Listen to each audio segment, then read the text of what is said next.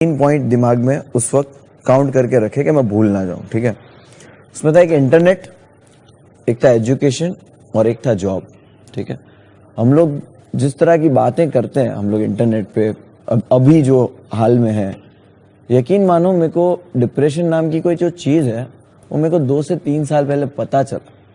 And जब पता चला तब पता चला कि ओ मैं पिछले 25 साल से डिप्रेशन में हूँ, क्योंकि मैंने कभी ये सुना ही नहीं वर्ड।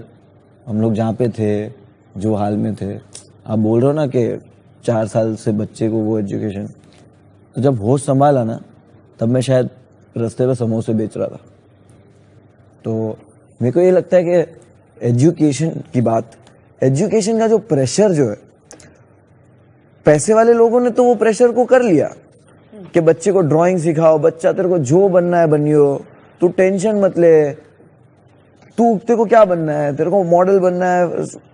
ये प्रिविलेज लोगों ने तो कर लिया है, बट 80% इंडिया में लोग जो है ना, वो उनको बच्चों से वो उम्मीद इसलिए है क्योंकि उनका फ्यूचर बच्चे है, उनकी जिम्मेदारी, उनको लगता है कि हमारी जिम्मेदारी, हमने मेहनत करके बच्चों को पढ़ाएंगे।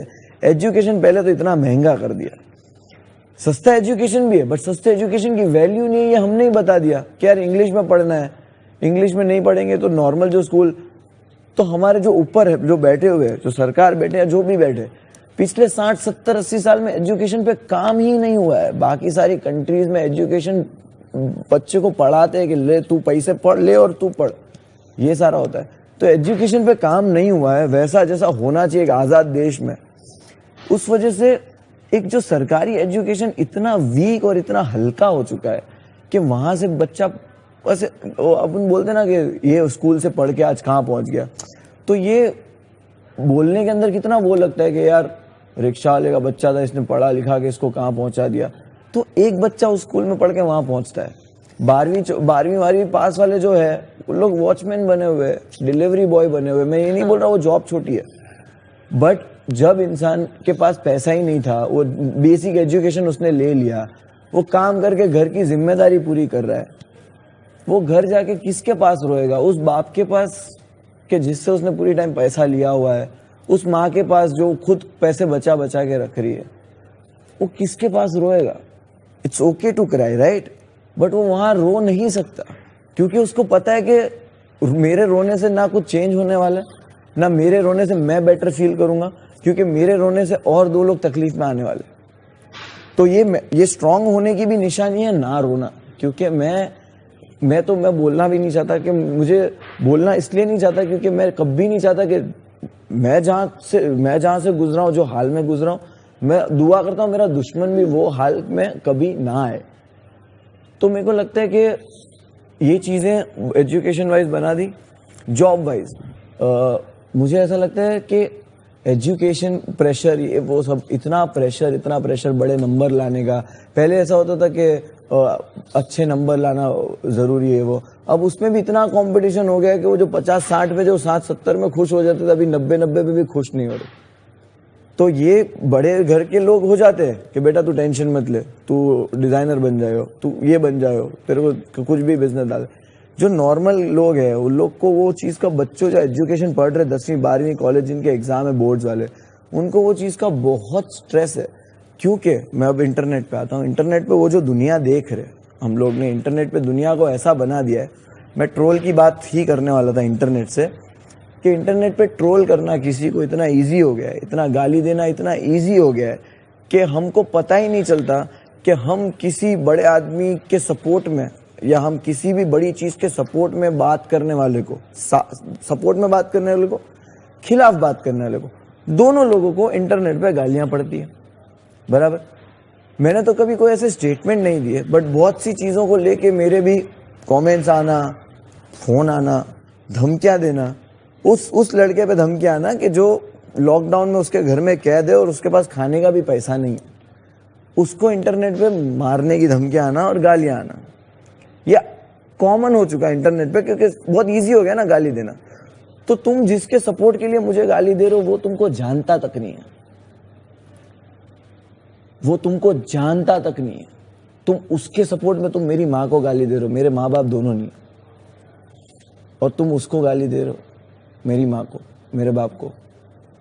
और दूसरी चीज उसमें यह कि ये किसने ये माहौल बना दिया कि इंटरनेट पे आके अपना माल बेचना शुरू किया। 10 साल पहले तुम एक दूसरे के फोटोज लाइक करके बोलते थे कि अरे वो शिमला में वेरी नाइस, अकेले अकेले पानी पूरी खा रहे हो, ये सब होता था 10-15 साल पहले इंटरनेट पे, राइट? 2009 में ज्वाइन किया मैंने, मतलब मैं एग्जांपल दे रहा हूँ, 10 साल पहले ये होता था। एक हम लोग कहीं जाते थे, पिक्चर में टैग करते थे सब दोस्तों को, नीचे बढ़िया बढ़िया कमेंट्स आते थे। आज डाल दो एक कोई अलग कपड़े में फोटो, तुमको नीचे नाम देना, तू लाल शर्ट पिंक शर्ट में फोटो डाल, तेरे को नाम देने लोग आ जाएंगे नीचे। एक लड़की कुछ और पहन के डाल देगी, उसको कमेंट करने आ जाएंगे। तो ये लोग कौन इंटरनेट पे आए अपनी दुकान लेकर, कि जिनको पक्षों की जरूरत पड़ गई, कि इंटरनेट पे वो आए अपनी दुकान लेकर, और अब इनके पक्षपात में लोग बातें करना शुरू हो गए।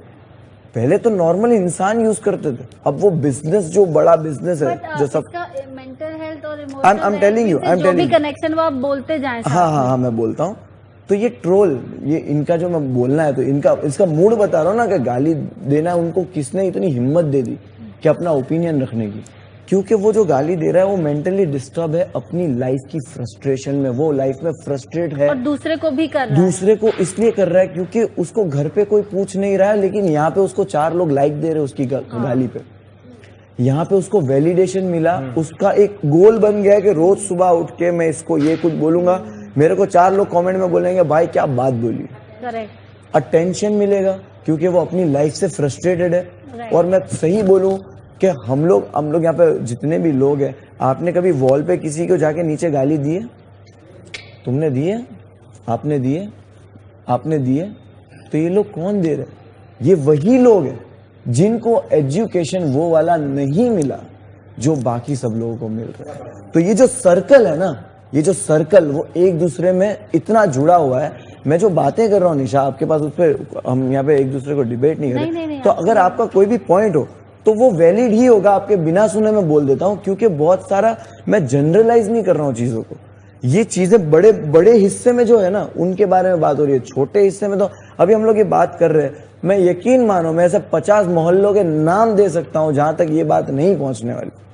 50 मोहल्ले एक सिटी में, मैं नाम दे सकता हूं कि ये बात वहां तक नहीं पहुंचने वाली। और वो 50 मोहल्ले में इतना डिप्रेशन है, उनकी औरतों पे इतनी तकलीफ है, उनके बच्चों पे इतने स्ट्रेस है, उनके जो जवान लड़के डिलीवरी का काम कर रहे हैं उन पे इतनी प्रॉब्लम्स है, भाई ये बात उन तक नहीं पहुंचेगी।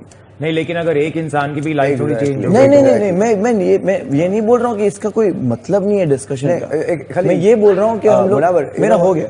तो आई थिंक सबको एक, मेरा इसका लास्ट यही है कि मुझे लगता है सबको एक दूसरे के साथ बहुत प्यार से रहना चाहिए। और हर एक इंसान जो सुन रहा है या सुनने जब तक पहुंचेगा, वो अगर ये जिम्मेदारी बना लेना कि अपने आसपास के लोगों को खुश रखेगा, अपनी जबान और अपने हाथ से महफूज रखेगा,